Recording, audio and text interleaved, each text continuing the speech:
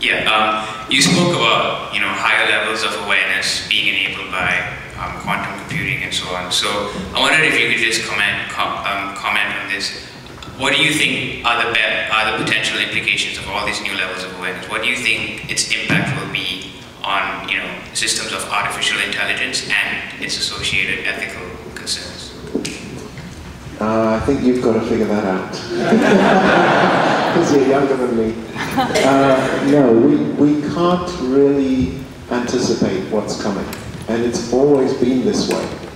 When Einstein discovered his formula, E equals mc squared, he had no concept that this would lead to nuclear energy. Had no inkling of it.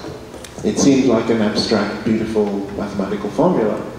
Who knows what it meant? Actually, the amazing thing is that formula drives the sun. So people were walking around under the sun for however long human beings have existed. And they didn't know how the sun worked, but it works through E equals mc squared. It's how you convert nuclear energy into starlight. So even when things are blindingly obvious, it really isn't clear to the physicists of the time what the implications of their discoveries are.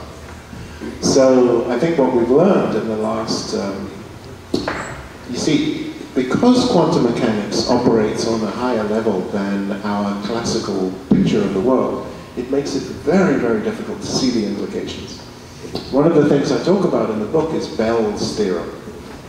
So John Bell, in the 1960s, literally, he showed there is a way to prove that there is no possible classical picture of the world.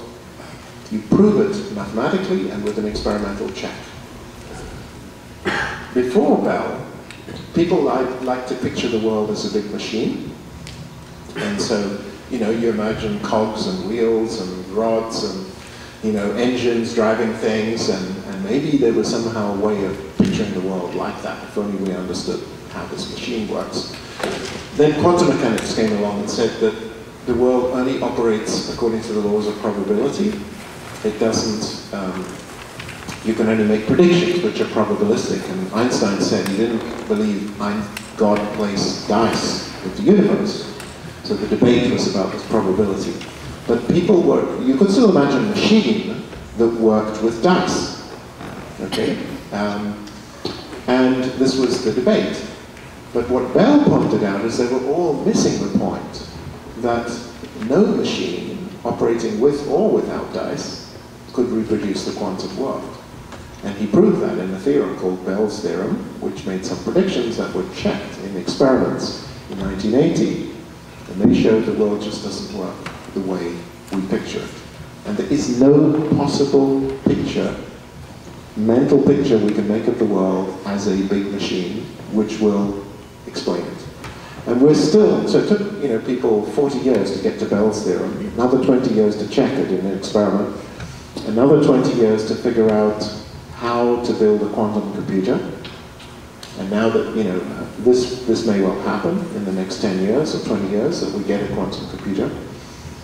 What is this going to mean for our ability to comprehend nature?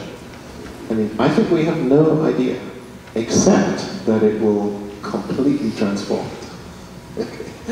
And we don't know what that means.